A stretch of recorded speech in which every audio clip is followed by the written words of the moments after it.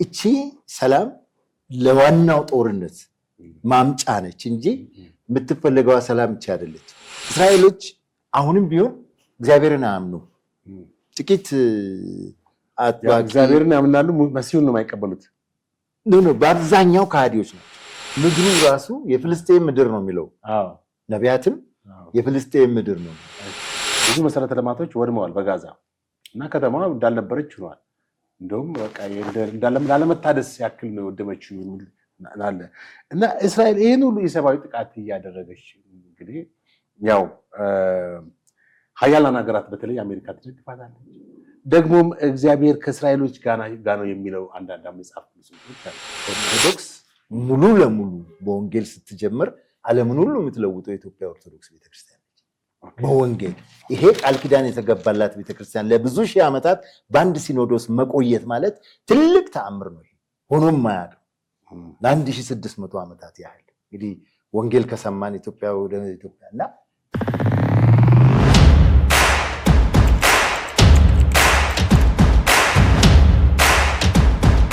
ጤና ይስጥልኝ ውድ የዘኢትዮጵያ ሚዲያ ተከታታዮቻችን፣ እንዴት ሰንብታችኋል? እንደምን ከርማችኋል? ለዛሬ እንግዳ ይዘንላችሁ ቀርበናል።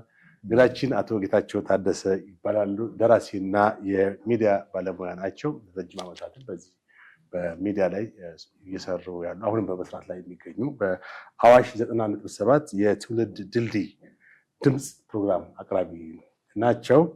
ከዚህ በፊት እንግዲህ የተለያዩ መጽሐፍቶችንም ጽፈዋል። ከነዚህም ውስጥ የዕፅ ቅብብሎች የተባለ አባቶችንና ወጣቶችን የሚያስታርቅ መጽሐፍ ወይም በሁለቱ ትውልዶች መካከል ድልድይ የሚፈጥር ነው። በዚህም ይቅርታ መጠየቃችሁን ነግሮኛል።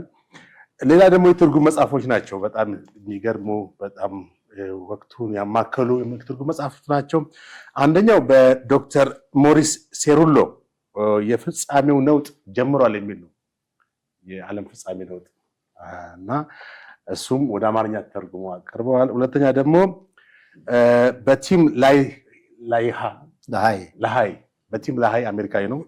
በሱ የተጻፈውን ወደ አማርኛ ሰላም መጪው ሰላም በመካከለኛው ምስራቅ በተለይ ይሄ ብዙ ሰው ሊያውቀውና ሊያነበው የሚችለው ምክንያቱም አሁን ወቅታዊ ሁኔታ ነው። የመካከለኛው ምስራቅ ኢሹ ትልቅ ዓለም አቀፍ አጀንዳ ነው እና በድጋሚ እንግዲህ አቶ ጌታቸው ለዚህ ቃለ መጠይቅ አመሰግናለሁ።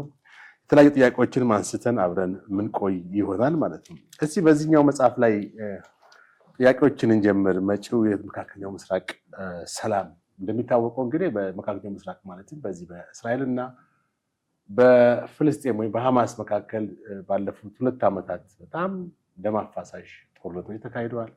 ብዙ ሰው አልቋል። በቦታው ላይ ብዙ ጋዛ የምትባል ከተማ እንግዲህ ወደ መውደም ደርሳለች ማለት ይቻላል እና ብዙ ነገሮች እያየን ነው በሚዲያ።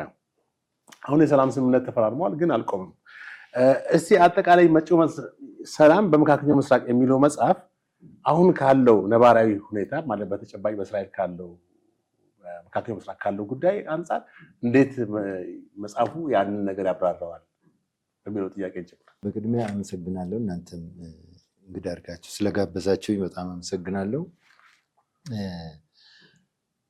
ይሄ መጽሐፍ የሚያወራው መጪው ሰላም በመካከለኛው ምስራቅ የሚል ሀሳብ ነው። ግን በጣም በማይቻል ነገር ውስጥ የሚቻል ነገር አድርጎ ነው የሚናገረው። ምክንያቱም ማንም ሰው አይጠብቅም። ማንም ሰው በመካከለኛው ምስራቅ ሰላም ይኖራል ብሎ በእስራኤልና በአረቦች መሀል ነው ማለት። አሁን ሐማስ አንዱ አንጃ ነው እና በዚህ ጦርነት ውስጥ ያልተሳተፈ የለም። እንግዲህ ዙሪያው እንደምናውቀው ከኢራን እስከ የመን ድረስ እና ይሄ ነገር የአይዲዮሎጂ ጉዳይ ነው። የዘርም ጉዳይ የምናምንም ጉዳይ ሳይሆን እንትን ረቀቅ ያለ ነገር ስለሆነ እውነት ለመናገር በፍልስጤም እና በእስራኤል መሀል ከብዙ መቶዎች በላይ ሰላም ድርድሮች ተደርገዋል። ግን አንዱም አልተፈጸመም። ወዲያ በአጭር ጊዜ ነው የሚሆነው። ይሄኛው እንኳን 2 ቀን 3 ቀን ሳይቆይ ነው የትላንትና የባለፈው ሳምንቱ ወዲያው ነው የከሸፈው እና ጽኑ ሰላም እንዳይመጣ የሚያደርግ ግጭት አላቸው። ይሄ ከጥንት ጀምሮ ያላቸው አባታቸው አንድ አባት ልጆች የአብርሃም ልጆች ስለሆኑ ይሄ የእንትን ጉዳይ ነው፣ የእውቅና ጉዳይ ነው። እኔ ነኝ ባለቤት፣ እኔ ነኝ ቦታው የኔ ነው፣ የዚህ ጉዳይ ስለሆነ በወንድማማች መካከል የሚሆን ግጭት ነው እና እንዲሁ በቀላሉ የሚሆን ነገር አይደለም። ግን ሰላም የምትለው አጭሯ ሰላም የምትመጣበት ምክንያት በእግዚአብሔር ጣት ብቻ ነው ይላል ይሄ መጽሐፍ። ካልሆነ በስተቀር በሰው ሀሳብ በፍጹም ሊሆን አይችልም። እንዳልኩ ብዙ መቶ ጊዜ ተስማምተዋል፣ ግን ሊሆን አልቻለም እና እግዚአብሔርም ደግሞ ያችን ሰላም የሚያመጣበት ምክንያት አለው ይላል መጽሐፉ። በዛ እንግዲህ ስለ ሰላሙ ማውራት ካስፈለገ እግዚአብሔር ዋናው ይሄ መጽሐፍ የሚያወራው ስለ ሰላሟ ብቻ አይደለም። እቺ ሰላም ለዋናው ጦርነት ማምጫ ነች እንጂ የምትፈልገዋ ሰላም ብቻ አይደለች። የዚህ መጽሐፍ ታሪክ ጦርነት ነው፣ ትልቅ ጦርነት፣ የጎግ ጦርነት የሚመጣ በምድር ላይ ተደርጎ የማያውቅ እስከዛሬ በጣም ከባባድ ጦርነቶች ሆነዋል። አንደኛው ዓለም ጦርነት፣ ሁለተኛው ዓለም ጦርነት፣ የተለያዩ ጦርነቶች፣ አሁንም ጦርነት በምድር ላይ እንዳለ ነው። ግን ያ ጦርነት የዓለም የመጨረሻው ጦርነት ይባላል እና በሰው ልጆች መካከል የሚከናወነው የመጨረሻው ጦርነት ነው የሚለው። እንደገና ደግሞ የጦርነት አዋቂዎችና የጦር ልሂቃን ምንድን ነው የሚሉት? በእንግሊዝኛ ዘ ፋዘር ኦፍ ኦል ዋርስ ይሉታል።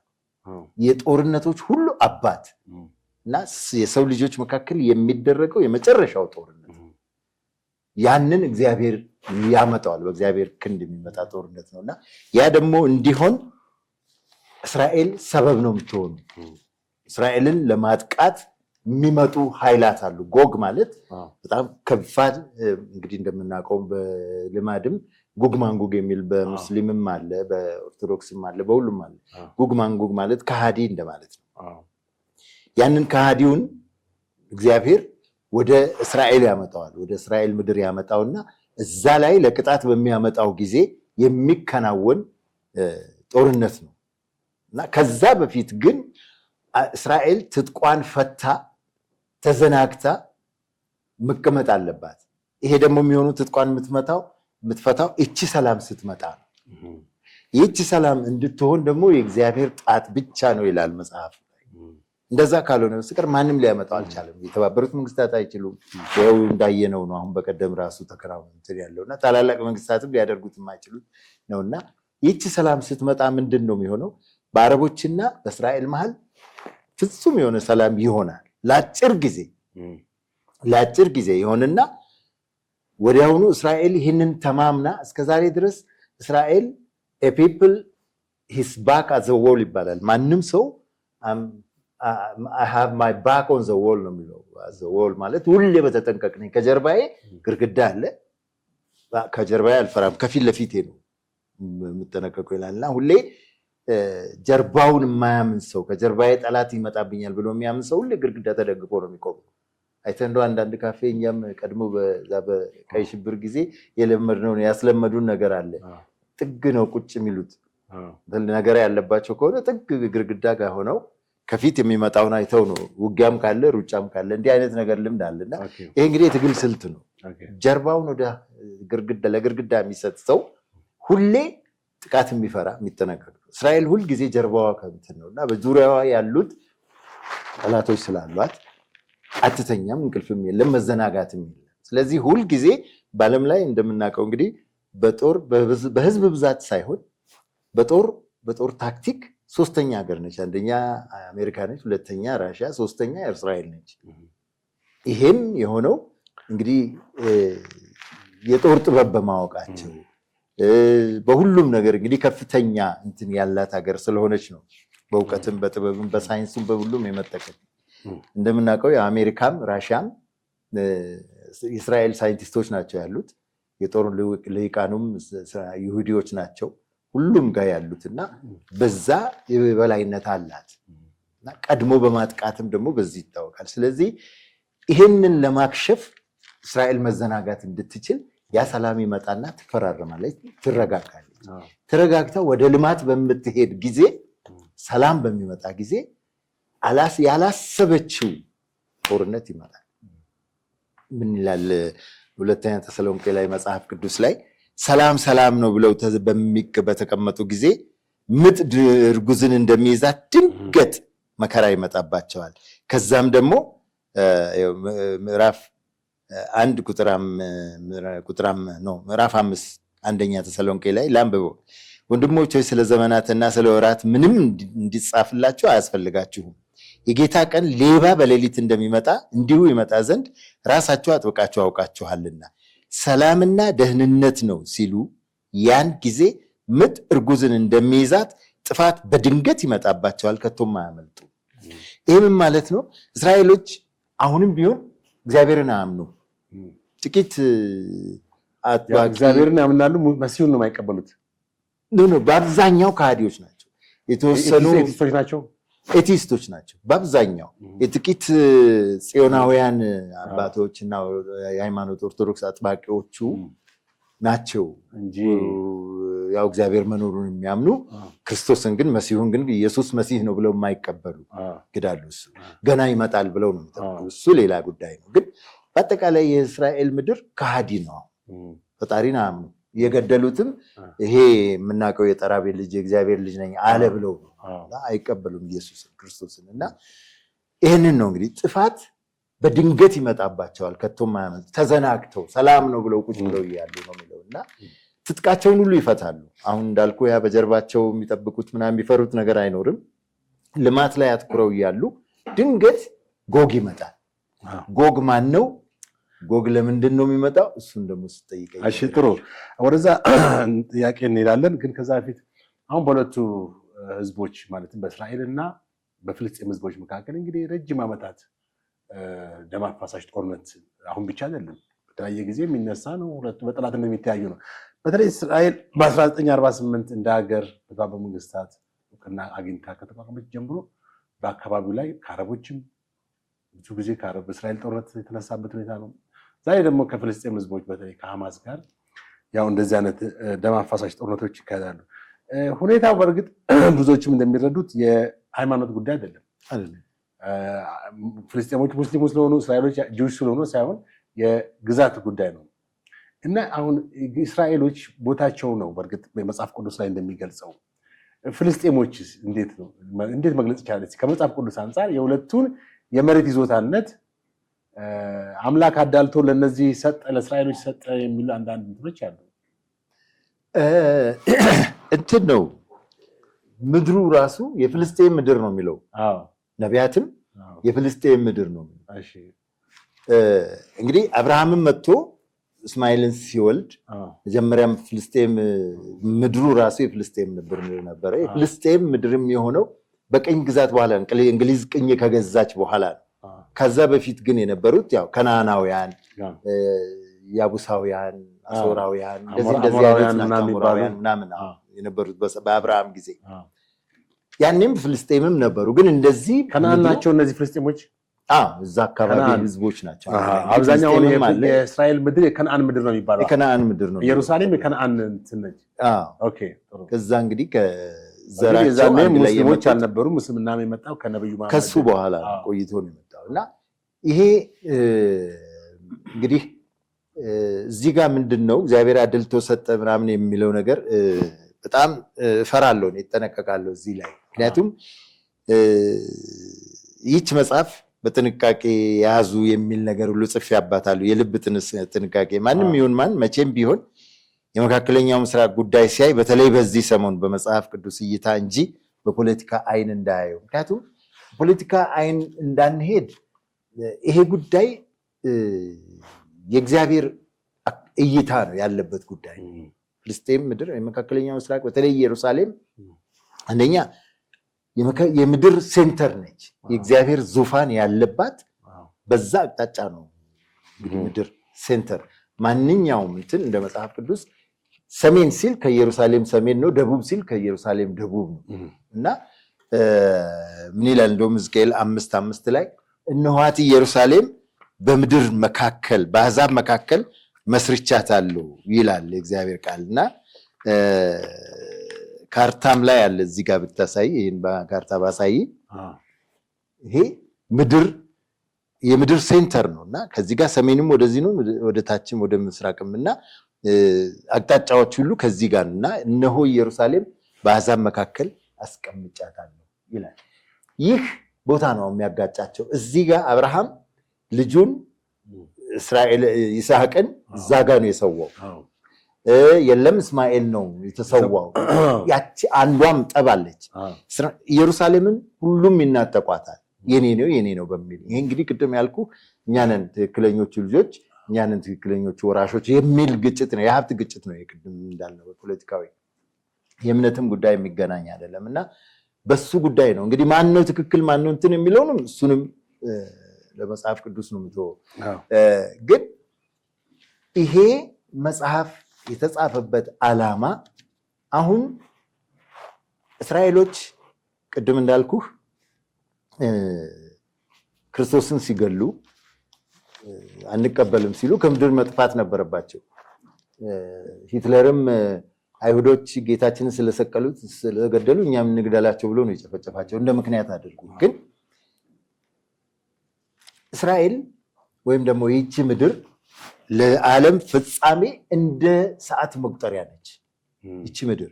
ምክንያቱም ተለይተው ከሄዱ በኋላ አሁን እዚህ ጋር አንድ የሚያሳየው ነገር አለ። የእስራኤል መንግስት ታምራዊ አገርነት ምናምን የሚል ነገር አለ እዚህ ጋር እና ይሄንን እግዚአብሔር ምክንያት አለው። ለምን ከተበታተኑ ከ1900 ዓመት በኋላ ነው ተበታትነው ተመልሰው ወደ ምድራቸው የመጡት። ቋንቋቸው አልጠፋም፣ ባህላቸው አልጠፋም፣ ታሪካቸው ሳይጠፋ ሳይረሱ ተመልሰው ተገናኝተው ነው አሁን በአጭር ጊዜ ውስጥ ነው እንግዲህ በ1948 ተሰበሰቡ እንዳልከው እንትን ሆኑ። በአጭር ጊዜ ውስጥ በ70 ዓመት ጊዜ ውስጥ ወደ 600,000 ሰው በ1970 ምናምን አለ። በኋላ ጥያቄው ከዛ ጋር ስለሚገናኝ ምናልባት እንትን እንዳለው ብዬ ነው እንጂ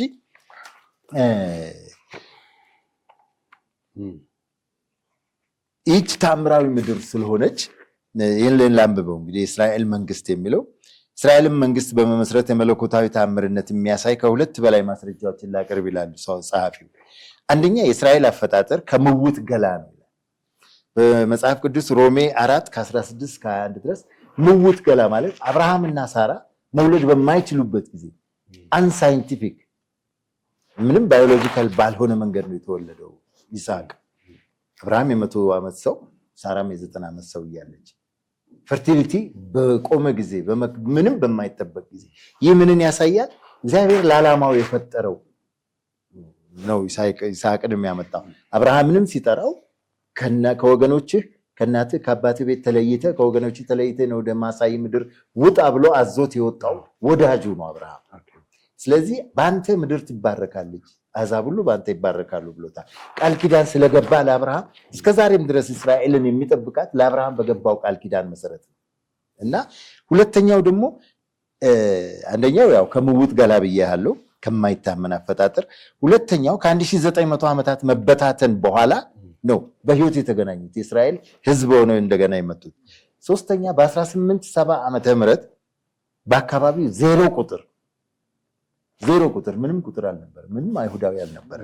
ከዛ በ1948 እንግዲህ በ70 እና በእንትን መሃል የ78 ዓመት በዛው 650,000 ሰው ተሰባሰበ። ቀጥሎ በ1984 ከ44 ዓመት በኋላ ዩናይትድ ኔሽንስ ላይ ከተመሰረቱ በ44 ዓመት በኋላ 3 ሚሊዮን ህዝቦች። ይሄ መለኮታዊ የእግዚአብሔር ጣት ነው የሚለው እና ከዛ ላይ ሶስተኛዋ ጠንካራ የኢኮኖሚ የጦር ኃይል የምትለው ያሳየው ለዚህ እና አራተኛው እስራኤል የምድር ሁሉ ሴንተር ነው። ኢየሩሳሌም የምድር ሁሉ ሴንተር መሆኗ ከፈጣሪ ጋር ነው ያለው ጨዋታ። አሁን ጌሙ ሁሉ በፈጣሪና በሰው ልጅ መሃል ወይ በፈጣሪና በሰይጣን መሃል ነው የሚሆነው። አሁን ጥሩ ነው አቶ ጌታቸው። ይሁንና አሁን በተለይ በመካከለኛው ምስራቅ በሚካሄደው ጦርነት እስራኤል በእነዚህ ፍልስጤም ንጹሃን ሰዎች ላይ በምትፈጽማቸው ጥቃቶች ወጣቶች፣ ሴቶች፣ ህፃናት፣ አረጋውያን ሁሉ በዚህ ጥቃት ሰለባ ሆኗል። እንደውም እስከ ባለፈው ትናንት መሰለኝ አጠቃላይ 68,000 ሰው ነው በጦርነቱ የተገደለው። ወደ 170,000 ምናምን አካባቢ ቆስሏል። ብዙ መሰረተ ልማቶች ወድመዋል በጋዛ እና ከተማዋ እንዳልነበረች ሆኗል። እንደውም በቃ ላለመታደስ ያክል ነው የወደመችው የሚል አለ እና እስራኤል ይህን ሁሉ የሰብአዊ ጥቃት እያደረገች እንግዲህ ያው ሀያላን ሀገራት በተለይ አሜሪካ ትደግፋታለች። ደግሞም እግዚአብሔር ከእስራኤሎች ጋር ነው የሚለው አንዳንድ መጽሐፍ ቅዱሶች አሉ ሐሳቦች። እዚህ ጋር ራሴ ደግሞ የጠቀሱትን የእርሶ መጽሐፍ አንብበው እግዚአብሔር በቃሉ በግልጽ እንዳስቀመጠው ለአይሁዶች መልካም ያደረጉ ህዝቦች ሁሉ ሲባረኩ አይሁዶችን ያሳደዱ ሁሉ የተረገሙ ይሆናሉ ይላል። በታሪክም እንደምናየው ለአይሁዶች ቸርነት ያሳየ አገር በማንም ሲጠቃ አናውቅም። በቀጣይ እንደምናየው የአሜሪካ እስራኤልን የመንከባከብ ፖሊሲ ለሀገራችን አሜሪካን ብሔራዊ መከላከያ ዋና ሚስጥር ነው። በተቃራኒው የሩሲያ አይሁድን ማሳደድ ፖሊሲ የቀብሩ ደወል ነው ይላል። ስለዚህ አሁን ምንድነው እስራኤልን ምንም ታጥፋ መደገፉ የእግዚአብሔርን ሐሳብ መደገፍ እንደሆነ ነው። እዚህ መቃወም ደግሞ የእግዚአብሔርን ሐሳብ መቃወም እንደሆነ ነው። አሁን እንዴት መግለጽ ይቻላል? እስቲ ቀደም ሲጀምር ያልኩህ ይሄንን ነው። እዚህ መጽሐፍ ላይ በጣም መጠንቀቅ እፈልጋለሁ ያልኩህ ነፍስ ሁሉ የእግዚአብሔር ነው። የማንም ነፍስ በከንቱ እንዲጠፋ እግዚአብሔር አይፈቅድም። ምክንያቱም አይደለም ምንም የማያውቁ ህፃናት፣ የፍልስጤም ህፃናት የማንንም ነፍስ እንዳይጠፋ አትግደል ብሏል እግዚአብሔር። ይሄ ክልክል። ፍጥረት ሁሉ የራሱ በራሱ አምሳል የተፈጠረ ስለሆነ እግዚአብሔር የማንም ነፍስ በከንቱ እንዲጠፋ የማንም ደም በከንቱ እንዲፈስ አይፈልግም፣ አይፈቅድም። ስለዚህ የሚገል ሁሉ ደግሞ ቅጣት አለበት። አሁን እስራኤል ለምትፈጽመው ነገር ሁሉ ፈራጁ እግዚአብሔር ቅን ፈራጅ ስለሆነ ይፈርዳል። ነገር ግን ያ የእግዚአብሔር ፈራጅነትና የእግዚአብሔር ጻድቅነት ነው፣ ለማንም አያዳላም በሚለው ይፈርዳል። ይሄ ግን እስራኤልን ይደግፋሉ ያለው ቅድም ሰውየው ጸሐፊውም ራሱ አሜሪካዊ ስለሆነ ምናልባት ጂው ነው፣ እሱም የጂው ዘር ይኖርበታል። ይሄም ሆኖ ግን ምንድን ለማለት ፈልጎ ነው? እስራኤልን የሚያሳድዱ ሁሉ ከጥንት ጀምሮ እግዚአብሔርን የሚያሳድዱ ናቸው። አይተህ እንደሆነ ከግብፅ ሲወጡ ከግብፅ እንዴት ነው እንዳወጣቸው እናውቃለን። መጽሐፍ ቅዱስ ታሪክ ውስጥ ያለው በሙሉ የአይሁድ ታሪክ ነው፣ የዕብራውያን ታሪክ። ከግብፅ ሲወጡ ለአብርሃም ቃል በገባው መሰረት ከ400 ዓመት በኋላ ዘሮችህ ሄደው እዛ ከተባዙ በኋላ ይወጣሉ ብሎታል። በከባድ ባርነት፣ በአስጨናቂ ባርነት ይገዟቸዋል። ያንንም በታላቅ ክንዴ አወጣቸዋለሁ ያለው ለአብርሃም ቃል የገባውና ይሄ ሁሉ ከሆነ በኋላ ሲወጡ በአስጨናቂ ሁኔታ በፈርዖን ላይ የፈረደውን ፍርድ ታውቃለህ። አልለቅም እስራኤልን አልለቅም እግዚአብሔርንም አላውቅም ማለት ፈርዖን። ኦኬ አታውቅም ካላወቅ ካለቀቅ ያው በቀይ ባህር መከፈል በኋላ ቀይ ባህር እንግዲህ ሲከፈል የመጀመሪያው ተአምር ነው። ለምንድን ነው እስራኤል አሁንም ቢሆን እስከዛሬ ድረስ ቀድሞም ቢሆን በጣም አስቸጋሪ ህዝቦች ናቸው። እንደዛ ቀይ ባህርን ከፍሎ ካወጣቸው በኋላ እንኳን በምድረ በዳ በጣም ብዙ ጊዜ ሲፈታተኑት ነበር። እንዲያውም ከግብፅ የወጡት አልወረሱም፣ ልጆቻችሁ ይወርሳሉ ነው ያላቸው። እናንተ ኮምፕሌን 10 አይነት ተአምር አይተው ቀይ ባህር ተከፍሎ ተሻግረው ያ ሁሉ ሆኖ በምድረ በዳ ልታስቀረን ነው ያወጣኸው ሲሉት ሙሴን እንዳፋችሁ ይሆናል፣ በምድረ በዳ ትቀራላችሁ፣ ልጆቻችሁ ይወርሳሉ አሉ። ልጆቹ ወረሱ። እግዚአብሔር የቃል ኪዳን አምላክ ነው። አሁንም የሚጠብቃቸው ያኔም ያወጣቸው ከግብፅ ለአብርሃም ቃል ኪዳን ሲል፣ በመንገድ ላይ ግን አናሳልፍም እያሉ ሲዋጓቸው የነበሩት ሁሉ በጣም ብዙና አሞራውያን፣ ያቡሳውያን ስንት ነገስታት እነሱን በሙሉ ደምስሶ ነው እግዚአብሔር ያወጣ። ለምን? ህዝቡ ናቸው። ህዝብ የሆኑት ምክንያት ምንድነው? አብርሃም የእግዚአብሔርን ቸርነት የእግዚአብሔርን መልካምነት ለምድር እንዲናገር የተመረጠ ሰው ነው። በአንተ አሕዛብ ይባረካሉ ዘርህን እንዳሸዋ አበዛዋለሁ ሲለው አንድ ልጅ እንኳን አልነበረውም ያን ጊዜ እንደዛ ሲናገረው። ግን እኛ ሁላችን ዘሮቹ ነን። አሁን እንደምታየው የጂው እምነት የክርስቲያኑም ሙስሊሙም የአብርሃም ዘሮች ናቸው። ሁሉም በክርስቶስም ውጪ ሙስሊሙም የእስማኤል ልጆች ናቸው። ይሁዲዎችም በክርስቶስ ባያምኑም ያው እሱ ቃል ኪዳን ስላላቸው ነው። በክርስቶስ የሆኑት ግን ክርስቲያኖች ግን በእምነት ነው እሱ እንትን የመጣ ነው። እነዚህ ክርስቲያኖችም የአብርሃም ልጆች ተብለው ነው የአብርሃምን በረከት። ይሄ ሁሉ እንግዲህ አብርሃም ሲጠራ እሺ ብሎ ስለወጣ ታዞ ስለወጣ ነው። ይስሐቅም ያዕቆብም ስለታዘዙ ነው። ለሶስቱ ለአብርሃም እኔ የአብርሃም የይስሐቅ ያዕቆብ አምላክ ነኝ ሲላቸው፣ ልጆቹ ግን እነዚህ የሚክዱትን ሁሉ ግን ሁሌ እንደተቀጡ ሁሌ ከምድርም ተወጥተው ከምድራቸው የተሰደዱት አናምንም ብለው እሱን እንዲያመልኩ ከጠራቸው በኋላ እንትኖች አሕዛብ የአሕዛብን አማልክት ጣዖታትን ማምለክ ጀመሩ። ልጆቻቸውን መሰዋት ጀመሩ። አሰቃቂ ጣዖት አምልኮ ሲያደርጉ ከዛ ነው የበተናቸው። አሁንም መልሶ ያመጣቸው ለምን ይላል? ስለእናንተ መልካምነት ሳይሆን ይላል ሕዝቅኤል። ዋናው ሕዝቅኤል ውስጥ ነው ገብተን በኋላ የምንነጋገረው። ሕዝቅኤል 36:22 ላይ በአሕዛብ ዘንድ ስላረከሳችሁት ስሜ ስል ስሜን መልሼ ለመቀደስ እንጂ እናንተ በጎ ሆናችሁ አይደለም። ስሜ ተበላሽቷል፣ ስሜን አሰድባችሁኛል። ስለዚህ ለስሜ ስል እመልሳችኋለሁ። ወደ ምድራችሁም በመለስኳችሁ ጊዜ በቃ እባርካችኋለሁ። ምድራችሁን መልሼ ከእንግዲህ በኋላ አላጠፋም፣ አልመታም።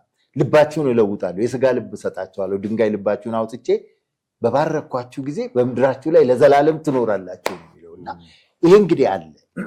ይሄ ከእግዚአብሔር ጋር ነው። እግዚአብሔር የመጨረሻውን ዘመን ፍጻሜ ሲያመጣ ነው እነሱን ያመጣቸው። ምክንያቱም ክርስቶስም የተወለደው ለኢየሱስም የተወለደው ከአይሁድ ነው ይላል እኮ ኢየሱስ ራሱ። እኛ እንደምናምነው መዳን ከአይሁድ እንደሆነ እናምናለን ይላል ለዛች ሴትዮ። እና መዳንም ጥፋትም ከአይሁድ ነው የሚመጣው፣ ቅጣትም ለአይሁድ ነው የተወለደው። እሱም ክርስቶስም ወደ ገዛ ወገኖቹ መጡ፣ ገዛ ወገኖቹም አልተቀበሉትም። ለተቀበሉት ሁሉ ግን የእግዚአብሔር ልጆች የሆኑ ዘንድ ስልጣን ሰጣቸው የሚለው ለእነሱ ነው የመጣው። አንቀበልም ሲሉ ፊቱን አዞረ እግዚአብሔር ወደ አሕዛብ። ምናልባት ከዚህ አንጻር የብሉይ ኪዳን ሕግ በእርግጥ ተሽሯል፣ ይፈጸማል ማለት ተሽሯል ሳይሆን ተፈጽሟል ማለትም በአዲስ ኪዳን በኪዳን በክርስቶስ ስለተፈጸመ። ከዚህ አንጻር እግዚአብሔር ከሕዝብ እስራኤል ጋር ያለው ኪዳን አልተሻረም ማለት ነው። አላለቀም ማለት በመሲሁ ነው ሁሉ የሚጠቃለለው። አሁን ከአሕዛብም ጋር ከአይሁድም ጋር የሚኖረው ነገር ፍጻሜው የሚጠቃለለው በአይሁድ ነው፣ በክርስቶስ ነው። ሁሉንም በክርስቶስ ለመጠቅለል ነው እግዚአብሔር ዓላማው እና እነሱ አልተቀበሉም። ስለዚህ እነሱ አሁን ውጪ ናቸው። እነሱ ውጪ የቀሩት ለምንድን ነው? እኛ የአሕዛብ ሙላት እስኪፈጸም ድረስ የበረሃ የነበረውን ወይራ አምጥቶ ከዋናው ወይራ ግንድ ጋር አጣብቀው ግራፍት አደረገን እኛ እና አትመኩ የሚለው እስራኤልን የሚንቁ አሉ። አሁን በቃ እስራኤል ተረስታለች በቀድሞ። አሁን ግን አዲስ ኪዳን እኛ ነን አዲሶቹ እስራኤል። ውሸት ነው፣ እንደዛ ብሎ ነገር የለም።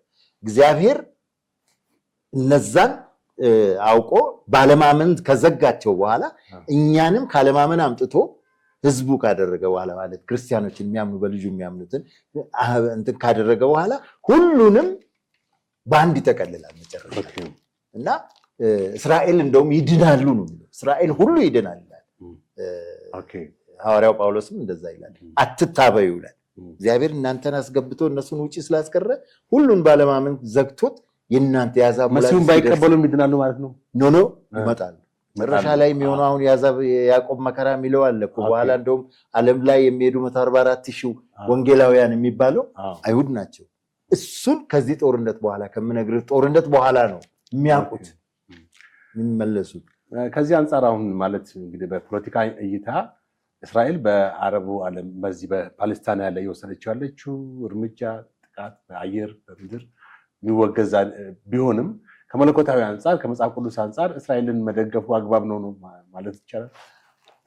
እሱ በየት እንግዲህ ጦርነት ከተጀመረ አንተ በድንጋይም በጦርም በምንም ባለ አቅም ነው የምትዋጋው። አሁን ይሄ ያለፈው የጥቅምት 7ቱ የዛሬ 2 ዓመት የተደረገው ጦርነት ኤግዛክትሊ ከ50 ዓመት በኋላ ነው የተፈጸመው። የዛሬ 50 ዓመት ዝልህ እንደሆነ ሲናጎግ እንትን ላይ እያከበሩ እያሉ የስድስቱ ቀን ጦርነት ከመከናወኑ በፊት ቀድመው ግብፅ፣ ሶሪያ፣ ሊባኖስ፣ ኢራቅ መጥተው ወረሯት። ከወረሯት በኋላ ድንገት አምልኮ ላይ ያሉ ነው መጥተው የወረሯቸው እና ብዙ ህዝብ ጨረሱ። ከዛ ተመልሳ እንደገና አጥቅታ እስከ ዛሬ ድረስ ያለቀቀችው ጎላን ተራራን ሁሉ የያዘችው ግብፅ እስከ ሲናይ በረሃ ድረስ መታ ያጠቃችው ስለነኳት ነው። ባይነኳት እሷ በሰላም ትኖር ነበር። አሁንም የመንካታቸው ጉዳይ ነው። በጣም የሚገርምህ ይሄንንም ጦርነት እኔ እግዚአብሔር የፈለገው ይመስለኛል። አንደኛ ሞሳድ የእስራኤል ስለላ ድርጅት ለዓለም ሁሉ መረጃ የሚያቀብል ነው። ለነ ሲአይኤ ለነ እንግሊዝ ለነ ፈረንሳይ ለሁሉም በስለላ በጣም እውቅ ናቸው። እንዴት ይሄንን ቀን ሊያውቁ ቻሉ? አንደኛ 50 ዓመታቸው አክብረው እነዛ ሊመጡ እንደሚችሉ መረጃ ይኖራቸዋል። የእንትናቸው ቀን ነው ልክ የሚያመልኩበት ጊዜ ነው። የሲናጎግ ማን ነው ሲናጎግ ማምለኪያ ስፍራ ነውና ይሄ ከእንትናቸውን የሚያመልኩበት ጊዜ ነው እነሱ እና እዛ ላይ ያሉ ነው ተሰባስበው ያሉ ወጣቶችም ያው አምልኮ ስለማያመልኩ ቀኑ ብሔራዊ በዓል ስለሆነ በወንዝ ዳር በሐይቁ አይደለም በኋላ እንመጣበት እናገኛለንና እሱ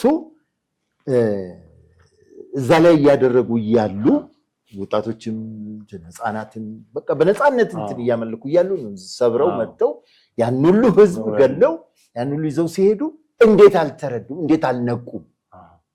ሰራዊቱስ ምን ይሰራ ነበር? ሁሌ በተጠንቀቅ የሚጠብቅ ሰራዊት እና ይሄ አይ ቲንክ እግዚአብሔር ነገር ፍለጋ ይመስለኛል መጥቶ ያንን ጥቃት አድርጎ እንደዛ ያደረገበት ምክንያትና ይሄው ሊቆም ያልቻለበት ምክንያት ባይተነኳኩሱ ኖሮ እንደዚህ አይሆን። ምክንያት ያጠፉት እነዛ የገደሉት እንግዲህ ታውቃለህ፣ ህፃን ሁሉ ጨፍልቀዋል፣ ገለዋል። በጣም ከፍተኛ ጥቃት ነው የተደረገው። ያን ስላደረገው አሁን የሚደረገው ጦርነት ትክክል ነው ማለት አይደለም፣ ግን አጸፋ ስትመልስ ሁልጊዜ ብድር ስትመልስ አሁን የተያዙ ሰዎች አሉ 200 ምናምን ሰዎች እንግዲህ ማርከው ተወስዶ ነበር። የነሱን ሬሳ ሁሉ አሁን አልሰጠም። እሰጣለሁ ካለ በኋላ እንደውም ምንድነው ሐማስ የሰጠው እንትን አስከሬኖቹን እስክለይ ድረስ ጊዜ ስጡኝ ገሏቸዋል ማለት ይሄ እንግዲህ ሌላ በቀል የገደላቸውም አለ መለሳቸውም አሉ። አሁን ልመልስ ነው በዚህ ቀን እሰጣለሁ ካለ በኋላ እርቅ ተስማሙ አይደለ? ተስማምቶ ወደ የካምፕ ከገቡ በኋላ ቆዩ የሞቱትን አስከሬኖች መለየት ስላለብኝ ጊዜ ስጡኝ ምናምን ጊዜ መግዣ ሲጀምር ነው እንግዲህ የተባረሰውና ይሄ ነገር እንዴት ተጀመረ ለምን ተጀመረ የሚለው እንግዲህ አመጣጡን አይተነዋል። ግን የምትወስደው አጸፋ ላይ የቁጥር ጉዳይ ነው። ብዙ ገደሉ፣ ብዙ አጠፉ፣ ብዙ ደመሰሱ የሚለው እንትን ይሆናል። ግን ምክንያቶቹ ምንድናቸው የሚለውን ደግሞ ጥሩ ማብራሪያ ነው። ሌላው እዚህ ከሁለቱ ህዝቦች ጦርነት ጋር በተያያዘ እንግዲህ የዓለም የኃይል አስተላለፍ አለ። አረብ ሀገሮች እነ ሳውዲ፣ እነ ግብፅ፣ እነ ኳታር፣ ሌሎች ብዙ እነ ሶሪያ፣ እነ ኢራንም ጸረ እስራኤል አቋም እንዳላቸው ይታወቃል። እንደገና ደግሞ ኢራን ማነው ቱርክ እና ሩሲያ እዚህ መጽሐፍ ላይ ጠቀስከው በተለይ የሩሲያን ማንነት ነው። ሩሲያ ምንድነው ማለት ኢንተረስቷ ከእስራኤል ጋር ወይም ጸረ እስራኤል ለምን ነው ይቻላል? መጀመሪያው ላይ እስቲ መጀመሪያ ምናልባት አሁን ሳውዲ ጸረ ሐማስ ነው። ጸረ ሐማስ ነው። ከእስራኤል ጋር ሰላም ፈጥረዋል። ኤምሬቶችም ሰላም ፈጥረዋል። ሞሮኮም ቱኒዚያም ሰላም ፈጥረው ነበር። ያው የእምነት ጉዳይ ግድያው እየባሰ ካልመጣ በስተቀረ እነ ኤምሬቶችም እነ ኩዌትም ደህና ነገር ላይ ነው ያለው። ኢራን ብቻ ነች አሁን እንግዲህ በጥላቻ ላይ ያለችውና ሶሪያ የለችበትም ስለወደመች እሷ ራሷ። ይሄ ነገር አሁን ጅማሬያቸው ራሱ እነ ሳውዲ ከግብፅ ቆይቷል ከእስራኤል ጋር በእንትና ጊዜ ነው እንግዲህ ከናስር በኋላ የነበረው አንዋር ሳዳት ጊዜ ነው የተወሰነው ሰላም የፈጠሩትና ነገር ግን አሁን ሁሉም አረቦች በሚቻል ደረጃ በተለይ ፍልስጤም ትጥቅ ከፈታና ከታረቁ ሁሉም ሰላም ይፈጥራሉ። አሁን የሐማስ ጉዳይ እኮ አይደለም። ሐማስ አለ፣ ሂዝቦላ አለ፣ የመን አለ። ከሐማስ ጋር እንትን ያሉት ለምንድን ነው? ኢራን ነች ሁሉንም የምታስታጥቀው እንትን የምትለውና ነገር ግን የአይሁድ የእንትኖቹ ጉዳይ የማን ነው የዚህ የሩሲያ ጉዳይ ጎግ እሱ ነው ብሎ ነው የሚያሳየን ማን ነው ጸሐፊው። እና ጎግ ማን እንደሆነ ለመናገር እዚህ ላይ መጽሐፍ ቅዱስ ላይ ምክንያቱም መነሻችን መጽሐፍ ቅዱስ ስለሆነ ለምንድን ነው ይህ ሁሉ የሚሆነው? ለምንድን ነው? ምክንያቱስ ምንድን ነው? ለምን ጎግን መረጠ? እግዚአብሔር ለምንድን ነው ጎግን የሚያጠቃበት ምክንያት የሚሉ ምክንያቶች አሉ እና የሚሉ ሰዎች አሉ። አንደኛ እዚህ ላይ ላንብበው መጀመሪያ ላይ ሕዝቅኤል 38 የእግዚአብሔር ቃል ወደ እኔ እንዲህ ሲል መጣ ይላል። ሕዝቅኤል የሰው ልጅ ሆይ ፊትህን በጎግ ላይና በማጎግ ላይ በሞሳህና በቶቤል ዋነኛ አለቃ ላይ አቅናበት፣ ትንቢትም ተናገርበት ነው። ተናገርለትና ተናገርበት ይለያያል የቋንቋ ጉዳይ። እንዲህም በል ጌታ እግዚአብሔር እንዲህ ይላል፣ ሞሳህና የቶቤል ዋነኛ አለቃ ጎግ ሆይ እነሆ እኔ በአንተ ላይ ነኝ። በአንተ ላይ ለአንተ አይደለም፣ አም አጌንስት ዩ ይለዋል እንግሊዝኛው። አም አጌንስት ዩ፣ እኔ በአንተ ላይ ነኝ፣ እመልስህም አለው፣ በመንጋጋህም ልጓም አገባብሃለሁ፣ አንተንና ሰራዊትህንም ሁሉ ፈረሶችና ፈረሰኞችን የጦር ልብስ የለበሱትን ሁሉ ጋሻና ራስ ቁርን ሰይፍን የያዙትን ሁሉ ታላቁን ወገን አወጣለሁ። ፋርስ ኢራን ነች። ኢትዮጵያን ኩሽ ምድር ኢትዮጵያን ፎቱንም ከነርሱ ጋር ጋሻና የራስ ቁር የለበሱትን ሁሉ ጋሜርና ጭፍሮችን ሁሉ በሰሜን ዳርቻም ያሉትን ሁሉ አወጣለሁ። አንተና ወደ አንተ የተሰበሰቡ ወገኖችህ ሁሉ ተዘጋጁ፣ አንተም ራስህን አዘጋጅተህ አለቃ ሁናቸው። ኦኬ፣ እዚህም ትንታኔው ላይ ይመጣሉ። ከብዙ ዘመን በኋላ ትፈልጋለህ። በኋለኛው ዘመን በመጨረሻው ዘመን ማለት ነው፣ አሁን ማለት ነው። ይህን የተናገረው ሕዝቅኤል ከክርስቶስ ከ1500 2500 ዓመት በፊት ነው። ከዛሬ 2500 በፊት እና ትፈልጋለህ በአድማ በነበሩ ከብዙ ሕዝብ ውስጥ ተሰብስበው ከሰይፍ ወደ ተመለሰች ምድር ትገባለህ። ጌታ እግዚአብሔር እንዲህ ይላል፣ በዚያ ቀን ነገር ወደ ልብህ ይገባል፣ ክፉ ሐሳብንም ታስባለህ፣ እንዲህም ትላለህ፣ ቅጥር ወደሌላቸው እሄዳለሁ። እንዲህ ይልና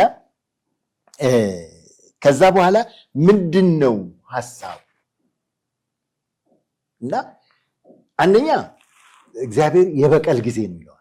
የበቀል ጊዜ ነው። ምክንያቱም በኮሚኒዝም ጊዜ እስራኤል ሩሲያ እግዚአብሔር የለም የሚለውን ትምህርት በምድር ሁሉ ላይ አባስቷል። የእኛም ጭምር ኢትዮጵያም የሚለው ምናልባት የገባበት በዛ ምክንያት ሊሆን ይችላል፣ ወይ ጥቁሮች ምክንያት ኮሚኒስት የሆኑ ሁሉ እና ኮሚኒስት በሆኑ ጊዜ እግዚአብሔር የለም የሚለውን ትምህርት ያስፋፋው ማን ነው? ሩሲያ ነው። በዛ አንደኛ አልተቀጣም፣ ገና ይቀጣል። ምክንያቱም እግዚአብሔር መኖሩንም ማሳወቅ ይፈልጋል። እሱ ብቻ ሳይሆን በአካባቢው ደግሞ በእስራኤል ዙሪያ እግዚአብሔርን የማይቀበል ህዝብ አለ። ክርስቶስ አምላክ መሆኑን የማይቀበል ህዝብ አለ እና እስራኤል ራሷ እግዚአብሔርን መኖሩን ክዳለች። የክርስቶስንም አምላክነት አትቀበልም። በዚህ ጊዜ ይህ የበቀል ጊዜ ነው ይላል። እስከ መቼ እንዲህ የሆነ ይኖራል? እስከ መቼ እየተጋደሉ፣ እስከ መቼ አመፃ እየበዛ ይሄዳል? እግዚአብሔር ለፍርድ ለመጨረሻ ጊዜ ይመጣል እና አንደኛ እሱ ነው እግዚአብሔር የለም በማለት። ሁለተኛ ደግሞ የብዙ ሰዎች የብዙ ህዝብ ነፍስ አጥፍቷል። በኮሚኒዝም ጊዜ ራሻ ውስጥ ብቻ ወደ 66 ሚሊዮን፣ ቻይና ብቻ ወደ 60 ሚሊዮን ህዝብ ነው ያለቀው። እኛም ጋር ከሚሊዮን በላይ ብዙ ወጣቶች አልቀዋል። በየሀገሩ በኩባ፣ በምስራቅ ጀርመን፣ በዓለም ሁሉ እነ ኢራን እነ ኢራቅ ሁሉ ኮሚኒስት ነበሩ ያን ጊዜ። እነሱ ሁሉ በጣም ብዙ ህዝብ ጨርሰዋል ኮሚኒስቶች። ባለቀው ህዝብ ምክንያት ለበቀል ይወጣል እግዚአብሔር። ሶስተኛው የአይሁድን ህዝብ ደግሞ አሳደዋል። ስታሊን አይሁድን ጨፍጭፏል በጣም በብዙ። በዚህ ምክንያት በሶስቱ ምክንያቶች እግዚአብሔር ለበቀል ይመጣል። ጎግን ይበቀለዋል። ሲበቀለው ደግሞ ምንድን ነው የሚያደርገው? ወደ እስራኤል ምድር አምጥቶ ነው ሊበቀለው የሚፈልገው። ለምን? አንደኛ እስራኤል ራሷ አምላክ መሆኑን እንድታውቅ፣ ሁለተኛ ምድር ሁሉ በሰማይ አምላክ እንዳለ ያም አምላክ የእስራኤል አምላክ እንደሆነ እንዲያውቁ። እንግዲህ ስነግርህ እስራኤል ከሃዲ ነች፣ ግን የአብርሃም አምላክ የይስሐቅ አምላክ የሚለው የያዕቆብ አምላክ እሱ መጥቶ በሚከባቸው ጊዜ፣ ጎግ መጥቶ በሚከብ ጊዜ በምድር ላይ እንደውም የሚለው ምን ይላል መሰለ? ምድርን እንደ ደመና ትሸፍናላችሁ ይላል። በኋለኛው ዘመን ይሆናል ጎግ ሆይ በዓይናቸው ፊት በተቀደስ ታላቅ ወገንና ብርቱ ሰራዊት ከሰሜን ዳርቻ፣ ቅድም ያልኩህ ከኢየሩሳሌም ሰሜን ቀጥታ ስታይ እዚህ ጋር እዚህ ማፕ ላይ ሩሲያ ነው ቀጥታ ሰሜን። እንደውም አንዳንዱም ኢራን ይላል፣ አንዳንዱም ቱርክ ይላሉ ሰዎቹ። ግን ከሰሜን ዳርቻ ከስፍራችሁ ትመጣላችሁ፣ ምድርን ትሸፍን ዘንድ እንደ ደመና። በህዝቤ ላይ ደመና እንዴት ነው? የአይሮፕላን ደመና ነው የሚሄደው። ሁሉም ሀገሮች እስራኤልን ለማውደም ይችን የምታክል ሀገር ለማውደም አይሮፕላን ይሰለፋል። በምድር ሰራዊት ይመጣል። ትሸፍናላችሁ። በኋለኛው ዘመን ይሆናል ጎግ ሆይ በዓይናቸው ፊት በተቀደስኩበት ጊዜ አሕዛብ ያውቁኝ ዘንድ በምድሬ ላይ አመጣለሁ። ምድሬ የሚለው ኢየሩሳሌም ነው። ቅድም ያልኩህ በአምላክ ዙፋን ስር ያለችው ኢየሩሳሌም፣ ወደፊትም የምትኖረው ኢየሩሳሌም፣ ኢየሱስ የሚነግስባት 1000 ዓመት የሚነግስባት ኢየሩሳሌም በዛ አቅጣጫ ነው፣ በእግዚአብሔር አቅጣጫ ነው ያለችው። ስለዚህ ከዛ ስፍራ ላይ ሆነው ሊከበው ሊያጠፋት በሚመጡ ጊዜ ምን ይላል? ይህን ልጨርስልህ። ጌታ እግዚአብሔር እንዲህ ይላል፣ በእነርሱ ላይ እንደማመጣህ በዛች ዘመን ብዙ ዓመት ትንቢት በተናገሩ በባሪያዎቼ በእስራኤል ነቢያቶች በቀደመው ዘመን ስለ እርሱ የተናገርሁ አንተ ነህን? በዚያም ቀን ጎግ በእስራኤል ምድር ላይ በመጣ ጊዜ መቅሰፍቴ በመዓቴ ይመጣል ይላል ጌታ እግዚአብሔር። በቅናቴና በመዓቴ እሳት ተናግሬአለሁ። በእርግጥ በዚያ ቀን በእስራኤል ምድር ጽኑ መናወጥ ይሆናል። ከፊቴም የተነሳ የባህር ዓሦችና የሰማይ ወፎች የምድረ በዳም አራዊት በምድርም ላይ የሚንቀሳቀሱ ተንቀሳቃሾች ሁሉ በምድርም ላይ የሚኖሩ ሰዎች ሁሉ ይንቀጠቀጣሉ። ተራሮችም ይገለባበጣሉ፣ ገደላ ገደሎችም ይወድቃሉ፣ ቅጥርም ሁሉ ወደ ምድር ይወድቃል። በተራሮቼም ሁሉ በእርሱ ላይ ሰይፍን እጠራለሁ፣ የሰውም ሁሉ ሰይፍ በወንድሙ ላይ ይሆናል ይላል። ሰይፍን እጠራለሁ። እግዚአብሔር ይገለጣል። በሚገለጥ ጊዜ ያኔ የምድር የሰው ልጅ ሰይፍ ሁሉ በወንድሙ ላይ እርስ በርሳቸው ያዋጋቸዋል። ይህን እስራኤልን ለማጥፋት የሚመጡትን ሁሉ እርስ በርሳቸው ያዋጋቸዋል። ኦፍኮርስ ትንሽ ጥቃት ይደርስባታል። እሷም የሚወድሙ አሉ፣ እነሱም ይጠቃሉ። እነሱም አሁን ምናልባት ለገደሉት ነፍስ ሊሆን ይችላል፣ እስካሁን እየጨፈጨፉ ላሉት ሊሆን ይችላል፣ እያጠፉ ላሉት ደም ሊሆን ይችላል። በመካዳቸውም እሱንም ባለማወቃቸው ሊሆን ይችላል። እስራኤልም ራሷ ጭንቅ ውስጥ እያለች ግን ማንም የሚረዳት በሌለ ጊዜ ጦርነት መጥቶ እየጨፈጨፋቸው እያለ እግዚአብሔር በሚመጣ ጊዜ ግን እርስ በርሳቸው እነዚህ የመጡት በአይሮፕላን ላይ እርስ በርሳቸው ይተኩሳሉ፣ በአየር ላይ፣ በምድር ታንኩ እርስ በርሱ አንዱ በአንዱ ላይ እስራኤልን መውጋት ትተው አንዱ በአንዱ ላይ ይኸው የወንድም ሰይፍ የአንዱ ሰይፍ በወንድሙ ላይ ይሆናል። እርስ በርሳቸው ያጨራርሳቸዋል። እንግዲህ አሁን እንደምታየው ኳስ ለምሰው ሜሲ ሳተ ሮናልዶ አገባ ምናምን እንደምንለው ኳስ በሳተላይት ነው የሚታየው አይደለም? ዓለም ዋንጫ በሚኖር ጊዜ ልክ ይሄኛውም ጉዳይ በሳተላይት ነው የሚታየው። በቃ ይበላት እቺን ምድር ያጥፋት ጎሽ መጡላት ምናምን ብሎ ምድር ሁሉ አሁን አኩርፎ ያለ ተቆጥቶ ያለ ሁሉ በቃ ድምጥማጧ ጠፋ ብሎ ሲጠብቁ ድንገት የማይታሰብ ነገር ይሆናል። እሱን ነው የሚለው እግዚአብሔር። እመጣለሁ፣ ምድርን አንቀጠቅጣለሁ። ሰው ሁሉ ይንቀጠቀጣል፣ ምድር ሁሉ ይንቀጠቀጣል፣ ተራሮች ይገለባበጣሉ። እና ይሄ ሊዋጓት እሷን ሊያጠፋት የመጡት ሁሉ እርስ በርሳቸው ይዋጋሉ። ይሄ ሚራክል በምድሬ ላይ መጥቼ ይሄን አደርጋለሁ። ምክንያቱም አንደኛ የእስራኤል አምላክ አሁን ኢትዮጵያ እስራኤል አምላክ እያለች ነው የምታመልከው አይደለም? ሁላችንም እናመልከው እስራኤል አምላክ እያለ ምድር ሁሉ እኔ የእስራኤል አምላክ መሆኔን ያውቃሉ። እስራኤልም ራሷ እኔ አምላኳ መሆኔን ያውቃሉ፣ ታውቃለች። በጩኸታቸው ተጨንቀው በሚጮሁ ጊዜ እንደዛ ይሆናል ነው የሚሉና ለዚህ ነው እንግዲህ ጎግ የሚቀጣበት ምክንያት ብዙ ጥፋት ስለጠፋ፣ አንድ እግዚአብሔር የለም የሚለውን ትምህርት በምድር ላይ ስላስፋፋ፣ ሁለተኛ ይሄ የረከሱ እንትኖችን ነፃ ሴክስ ፍሪ ሴክስ በሚል እርስ በርስ ወንድና ሴት ግንኙነትን በመፍጠር ዓለም ላይ ያጨፋጨፈ ያለውም እሱ ስለሆነ ያንን ሁሉ ትምህርት ያመጣው እሱ። ይሄ የዓለምን ሕዝብ ሁሉ በኮሚኒዝም ምክንያት ያጨፋጨፈው እሱ። ሌላው የአይሁድን ሕዝብ ያጨፋጨፈ በዚህ ሁሉ ምክንያት የቅጣት ዘመን የበቀል ዘመን። ምናልባት አሁን የገለጹት በዚህ ከእስራኤል በሐማስ በፍልስጤም ላይ ባደረሰችው ጥቃት በብዙ ሀገራቶች ተቃውሞ ተካሂዷል። በተለይ በአውሮፓ፣ ጀርመን፣ ፈረንሳይ፣ እንግሊዝ፣ ብዙ ኔዘርላንድ፣ በአሜሪካም፣ በካናዳ፣ በአፍሪካ ሀገሮችም ማንም የሰው ልጅ የሆነ ሁሉ ተቃውሞና እንደውም በቅርቡ የተባበሩት መንግስታት ላይ ንግግር ለማድረግ በሄዱበት ጊዜ ምናልባት አይተው ጥለው ወጥተዋል ብዙዎች። እና ይሄ ምንድነው የሚያሳየው? እስራኤል በዓለም ሕዝብ ዘንድ በዓለም አቀፍ ማህበረሰብ ዘንድ ያሳረፈችው ጥላቻ ነው።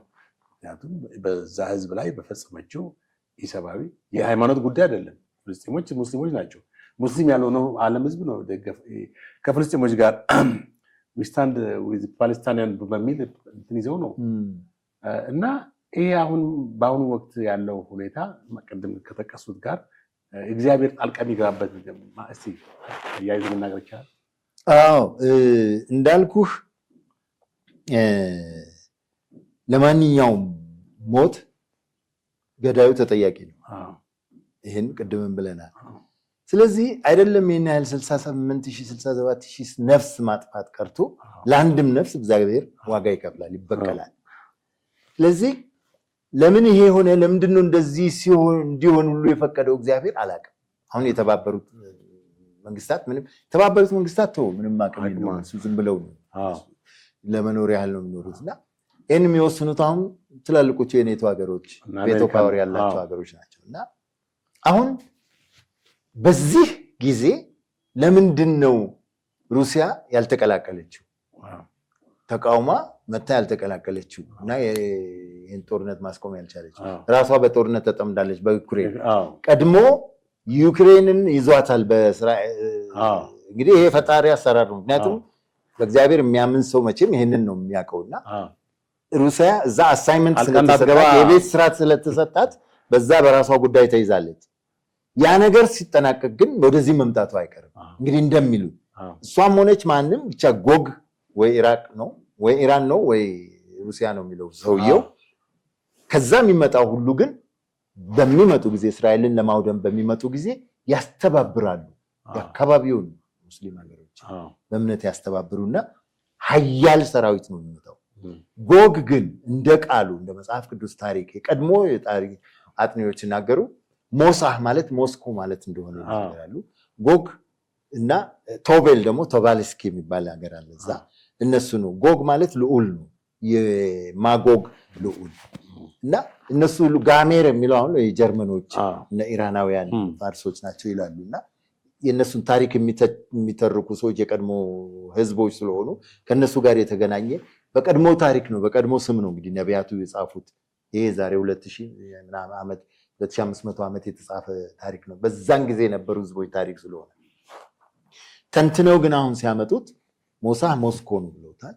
ጎግ እንትን ነውና ቀጥታ የታሪኩ ዝንባሌና አካሄዱ ከዛ ጋር ጂኦግራፊካሊ ስለሚያገናኘው እነሱ ናቸው ተብሎ የሚታሰበው። ለሱ ደግሞ የሰጡት ምክንያት ለምን እዚህ ላይ እኮ አለ። ለምን ሩሲያ ይሆናል እና ምክንያት አለው ብለው ነው የሚናገሩትና ጥሩ። ማቴዎስ ምዕራፍ 24 ላይ ኢየሱስ ክርስቶስ ስለመጨረሻው ዘመን ሐዋርያት በጠየቁት ጊዜ የተናገረው ነገር ያው በግልጽ ተፈጽሟል። ብዙ ሰውም የመጨረሻው ዘመን ላይ እንደሆነ ነው የሚረዳው። ህዝብ በህዝብ ላይ ይነሳል፣ ጦርነት ይሆናል፣ ረሃብ ይሆናል፣ ቸነፈር፣ የምድር መናወጥ በልዩ ልዩ ስፍራዎች ይሆናል፣ የመንግስቱ ወንጌል ይሰበካል፣ ከዛ መጨረሻ ይመጣል ይላል። አሁን ካለው ሁኔታ በአብዛኛው ተፈጽሟል፣ የጌታ መምጫ ቅርብ ነው በጣም በሚል ብዙ የሚያስተምሩ እንትኖች አሉ። በሁሉም ኦርቶዶክስም፣ በካቶሊክ፣ በፕሮቴስታንት ኢቨን የሙስሊሞች ራሳቸው አልቃይማን ምናምን መምጫው ደርሷል በሚል ይናገራሉ። እና ከዚህ አንጻር አሁን ምንድን ነው የቀረው? ኦልሞስት ተፈጽሟል ወይንስ የቀረ ነገር አለ? እንግዲህ ምንድን ነው አንድ አባባል አለ እዚህ መጽሐፍም ላይ አለ። ምን ይላሉኝ ሰውዬ ክርስቶስ መቼ እንደሚመጣ እሱም ራሱ አያውቀውም፣ እኔም አላውቅም ከአባት በቀር መላእክትም እኔም የሰውም ልጅ አያውቀውም ብሎ። ነገር ግን ምን ይላሉ መቼ እንደሚመጣ ስለማናቅ ሁልጊዜ ግን ምናልባት ዛሬ የምትለዋን ቃል ያዙ ይላሉ። መጨረሻው አካባቢ ምናልባት ዛሬ perhaps today ምናልባት ዛሬ ሊመጣ ይችላል ጌታ። ስለዚህ ማንም ይመጣል ብሎ የሚጠብቅ በተስፋ እሱን የሚጠብቅ ሁሉ ዛሬ ብሎ በተስፋ መጠበቅ አለበት። ስለዚህ መዘናጋት እንደሌለ እነዛ 10 ሙሽሮች ቆነጃጅት ግራ እንደገባቸው ጉድ እንደሆኑት ጉድ እንዳንሆን ምናልባት ዛሬ የምትለዋ ቃል ሁሌ በህይወታችን ልትኖር ይገባል። እዚህ ጋር ምን የሚል ቃል አለ መሰለህ? ቅድም ማቴዎስ 24 ያልከውን ነው። ከ6 ጀምሮ 6ን የጦርንም ወሬ ትሰማላችሁ፣ ይህ ሊሆን ግድ ነው። አንደኛ ሊሆን ግድ ነው፣ የማይቀር ነገር ነው። ጦርነቶች ሁሉ ይመጣሉ። በጣም የጦርንም ወሬ ትሰማላችሁ፣ ይህ ግድ ነው። ሁለተኛ ላይ ተጠበቁ ይላል። ተጠበቁ ማለት ኦልዌይስ ሁልጊዜ ራስህን ጠብቀህ በቃ አላርም ሬዲ የሆነ መጠበቅ መኖር ማለት ነው። ቅድም እንዳልኩ ምናልባት ዛሬ እያልክ እና ሶስተኛው አትደንግጡ። እነዚህ ሁሉ ቢሆኑም አትደንግጡ። 3 ነጥቦች አሉ። ዳሩ ግን መጨረሻው ገና ነው። ይሄም ሆኖ ገና ነው ይላል። መጨረሻው ገና ነው። ገና ነው የተባለው ከዛኛው ፔሪየድ ነው ወይስ አሁን ካለን? እነዚህ ምልክቶች ስታዩ አትደንግጡ፣ ተጠበቁ። ይሄ ሁሉ ሊሆን ግድ ነው። የምድር መናወጥ፣ ጦርንም ምናምንም አለ። መጨረሻው ገና ነው። ህዝብ በህዝብ ላይ አሁን እኛ ሀገር በህዝብ ላይ የሆነ ያለው ነገር ታያለ። እንግዲህ በዘር በብሔር በምናምን መጥቶ ህዝብ በህዝብ ላይ ተነስቶ እየተጨፋጨፍን ነው ያለ። ይሄ አንዱ ምልክት ነው። መንግስት በመንግስት ላይ ይነሳልና ረሃብም ቸነፈርም የምድር መናወጥም በልዩ ልዩ ስፍራ ይሆናል። ኢትዮጵያ ውስጥ እንኳን ምድር መናወጥ አሁን አይተነው ማናቀው። አሁን በዚህ አዋሽ አርባ ምናምን አፋር አካባቢ ብዙ እየሆነ ነው። እንደ ሌሎች ሀገሮች ባይሆን ቱርክ ውስጥ በተደጋጋሚ ብዙ እልቂት ሆኗል። በጣም የሚያሳዝን ሁኔታና ይሆናል። በብዙ ስፍራ በልዩ ልዩ ስፍራ ይሆናል ይልና እነዚህም ሁሉ ግን የምድር ጣር መጀመሪያ ናቸው። የምጥ ጣር መጀመሪያ ናቸው ማለት ምጥ ሲጀምር እነዚህ ሁሉ ከሆኑ በኋላ አይ በቃ መጣ ሽንቷ ፈሷል፣ በቃ ልጁ ሊወርድ ነው ምናምን ተብሎ እንደምትዘጋጀው አይነት ግን ይሄም ገና መጀመሪያ ነው። የምጥ ጣር ምጡ 2 ቀንም 3 ቀንም የሚቆይባት ሴት አለች። በደቂቃዎች በሰዓታት የሚወለድ አለ። ይሄ ግን የምጥ ጣር መጀመሪያ ነው። ከዚህ የከፋ ምጥ አለ ማለት ነው።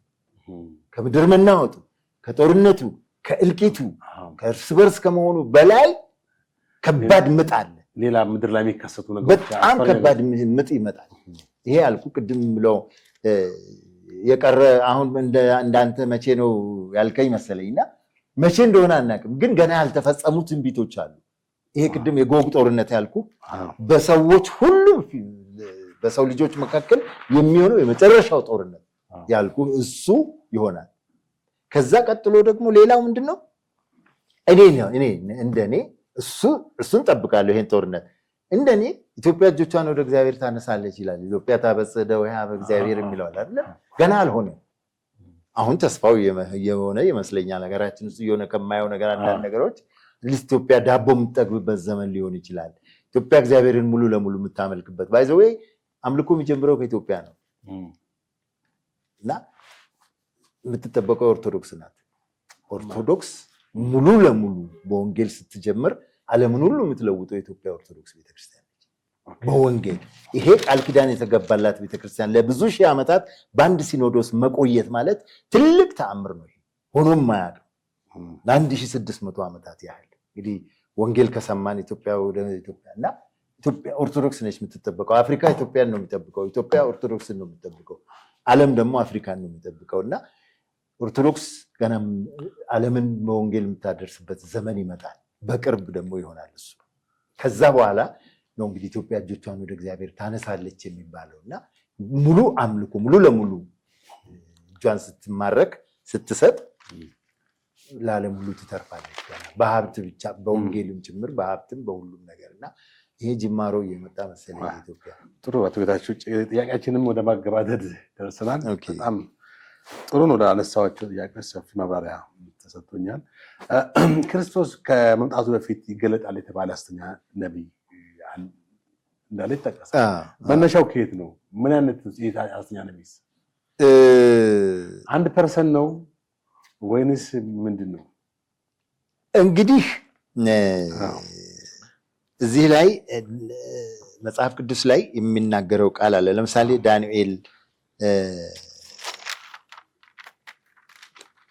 የዳንኤል ትንቢተ ዳንኤል መጽሐፍ ላይ ስንሄድ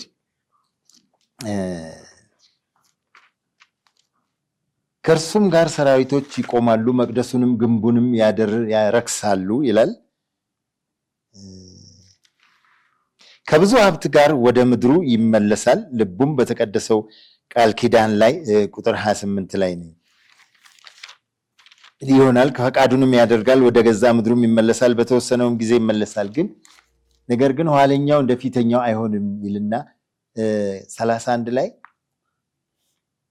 ከእርሱም ጋር ሰራዊቶች ይቆማሉ፣ መቅደሱንም ግንቡንም ያረክሳሉ፣ የዘወትሩንም መስዋዕት ያስቀራሉ፣ የጥፋትንም ርኩሰት ያቆማሉ፣ ቃል ኪዳኑን የሚበድሉትንም በማታለል ያስታል፣ ነገር ግን አምላካቸውን የሚያውቁ ሕዝብ ይበረታሉ፣ ያደርጋሉ።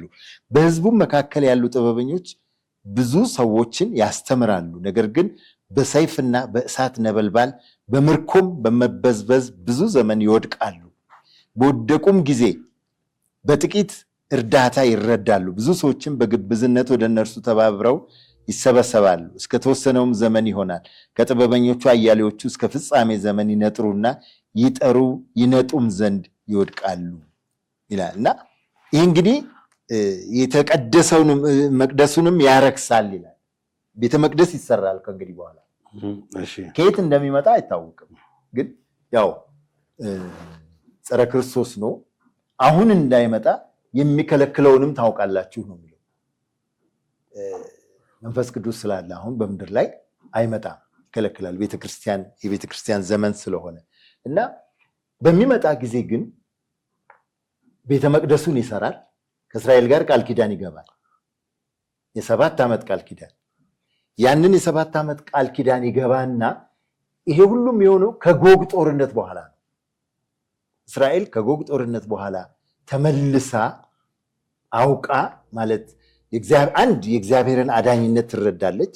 ዓለምም ሁሉ የእስራኤል አምላክ እንዳለ ጎግን በሚደመስስ ጊዜ እግዚአብሔር ምድር ሁሉ በቴሌቪዥን ቅድም እንደ ኳሱ እንዳልኩ ያያሉ። አስገራሚ ተአምር ስለሆነ እግዚአብሔርን ማመን ይጀምራል ምድር ሁሉ። ለዛ ጊዜ ቤተክርስቲያንም ታስፈልጋለች። ቤተክርስቲያን ወንጌል ትሰራለች። ብዙ ሰዎች ይድናሉ በወንጌል በቢሊዮን የሚቆጠሩ። እንዲሁ ማንም እንደው በቴሌቪዥን በማየት ብቻ እንኳን ብዙ ሰው ይለወጣል። ከዛ ቀጥሎ ያም ሆኖ እስራኤል አሁንም ቢሆን ታመልከዋለች፣ ግን ክርስቶስን አይቀበሉ።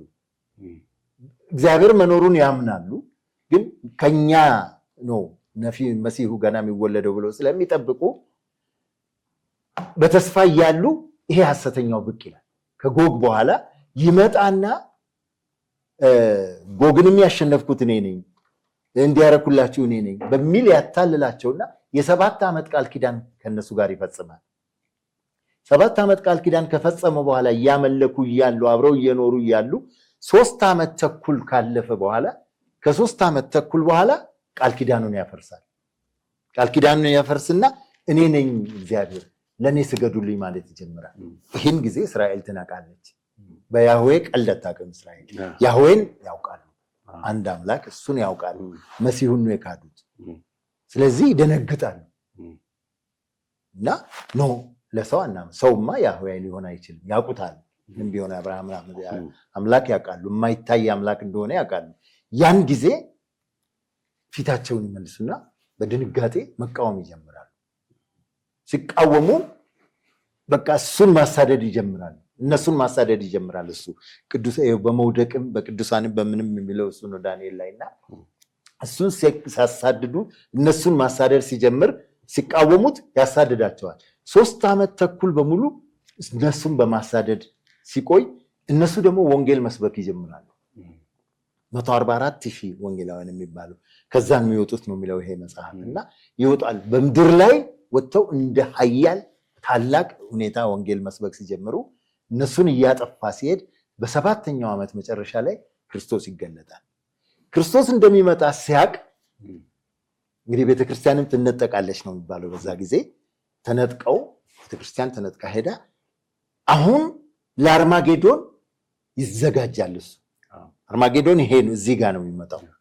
ጎግ 2 ነው ባይዘው እዚህ ጋር የመጀመሪያው ጎግ አሁን የምናየው በምድር ላይ የሆነው በሰዎች መካከል የሆነው ጦርነት አንዱ እሱ የመጨረሻው ጦርነት።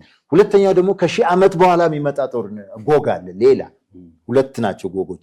አርማጌዶን ግን ይሄ ከሐሰተኛው ነብይ በኋላ ነው ማለት ነው። አርማጌዶን እሱ ነው የሚያመጣው። ብሔራት ማለትም አገራትን ሰብስቦ ወደ ከመሲሁ ጋር የሚዋጉበት ማለት ነው። አዎ ከመሲሁ ጋር መሲሁን ለመውጋት የሚመጣው ጦርነት ነው እና እሱ እዚህ ጋር ይላል የዮሐንስ ራእይ ምዕራፍ 16 ቁጥር 12 ላይ 6ኛውም መልአክ ጽዋውን በታላቁ ወንዝ በኤፍራጥስ ላይ አፈሰሰ። ከፀሐይም መውጫ ለሚመጡ ነገስታት መንገድ እንዲሰናዳላቸው ውሃው ደረቀ። ከፀሐይ መውጫ ራሲያ፣ ጃፓን፣ ኮሪያ ምናምን ማለት ነው። ደረቀ። ከዘንዶውም አፍና ከአውሬው አፍ ከሐሰተኛውም ነቢይ አፍ ጓጉንቸሮች የሚመስሉ 3 ርኩሳን መናፍስት ሲወጡ አየሁ። ምልክት እያደረጉ የአጋንንት መናፍስት ናቸውና በታላቁም ሁሉን በሚገዛ በእግዚአብሔር ቀን ወደሚሆነው ጦር እንዲያስከትቷቸው ወደ ዓለም ሁሉ ነገስታት ይወጣሉ። እነዚህ ጓጉንቸሮች የሐሰት መናፍስት እነሆ እንደ ሌባ ሆኜ እመጣለሁ። ራቁቱን እንዳይሄድ እፍረቱንም እንዳያዩ ነቅቶ ልብሱን የሚጠብቅ ብፁዕ ነው። ይህን ጌታ ነው የሚናገረው ክርስቶስ። በዕብራይስጥም አርማጌዶን ወደሚባል ስፍራ አስከተቷቸው። ወደ አርማጌዶን ሰበሰባቸው። እዛ ሰብስቧቸው ነው እንግዲህ ከዛ የሚመጡ ከምድር በሙሉ የሚመጡ ጸረ ክርስቶስ የሆኑት ሁሉ አሁን ሐሰተኛው መሲህ ከዓለም ሁሉ ነው የሚከተለው። ከሰማይ ከዋክብትን እስከ ማውረድ ድረስ እሳት እስከ ማዝነብ ድረስ እስከ ማውረድ ድረስ ድንቅና ታምራትን ያደርጋል።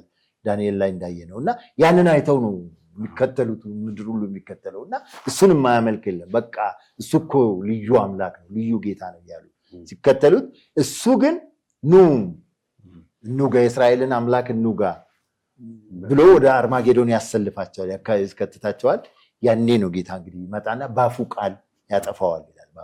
ካፉ በሚወጣው ሰይፍ ያጠፋዋል። እና ይሄ የመጨረሻው ፍጻሜ ነው። ከሱ በኋላ የ1000 ዓመት መንግስት ይመጣል ማለት ነው። አሁን 2 ነው 3 ነገር ነው የምናየው ማለት ነው ከፊታችን።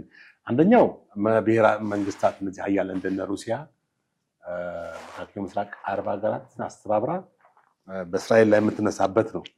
ሌላውም ዓለምም እሱ ጎግ ነው የመጀመሪያው እሱ ማንኛውም ሰዓት የምናየው ማለት ነው በፊታችን። ከዛ ቀጥሎ ደግሞ ሐሰተኛው ነብይ የሚነሳበት ሁለተኛ ዙር ራውንድ ማለት ነው። ሶስተኛው ዙር እንግዲህ አርማጌዶን በቀጥታ የሚጀምርበት። ሐሰተኛው ነብይ ሲነሳ ይቅርታ አድርግልኝና ብዙ አሁን በተለይ ብዙ ወንጌላውያን ክርስቲያኖች ወይም እንጂ ከእንግዲህ በኋላ እግዚአብሔር የቤተ መቅደስ አምልኮ አይቀበልም ብለው የሚያስቡ ግን ቤተ መቅደሱ ይሰራል። እዛ ውስጥ ነው የሚያመልኩት አይሁዶች። እና የሰለሞን ቤተ መቅደስ ቀድሞ በባቢሎን ጊዜ ፈርሷል።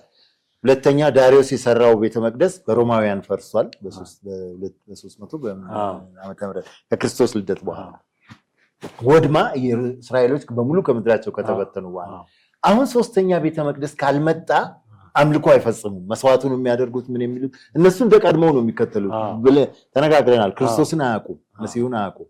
እና እንደቀድሞው ነው ማምለክ የሚፈልጉት። ለዚህ ነው መጥቶ ቃል ኪዳን የሚያስገባቸው መቅደሱንም ይሰራላቸው። ቤተ መቅደሱ የት ነው ያለው?